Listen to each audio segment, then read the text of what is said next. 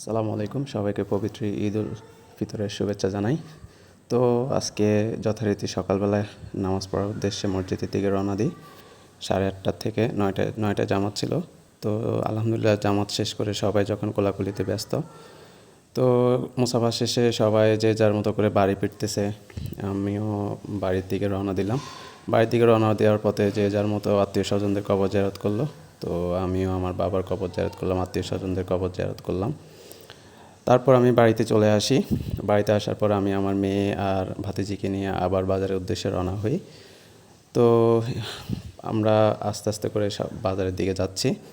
বাজারে যাওয়ার পথে আয়রা আর আরিশা তাদের একটা বান্ধবীকে পেয়ে যায়। তো ওরা অনেক খুশি, ওদেরকে নিয়ে বাজারে পৌঁছাইলাম। বাজারে পৌঁছানোর পর ওদেরকে খেলনা কিনে দিচ্ছি। তো খেলনার দোকানের সামনে ওরা দাঁড়ায় আছে। তারপর খেলনা সে কিনে দেওয়ার পরে আমরা আমাদের কাকাদের বাসায় যাই, কাকাদের বাসা থেকে রওনা হই।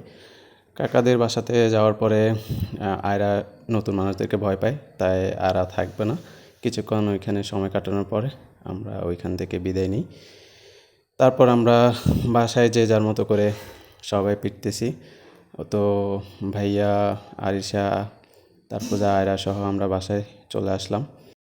বাসায় আসার পর আয়রা তো অনেক খুশি, সে খুশিতে ও ড্যান্স করতেছে। তো সবাইকে জানাই ঈদের শুভেচ্ছা।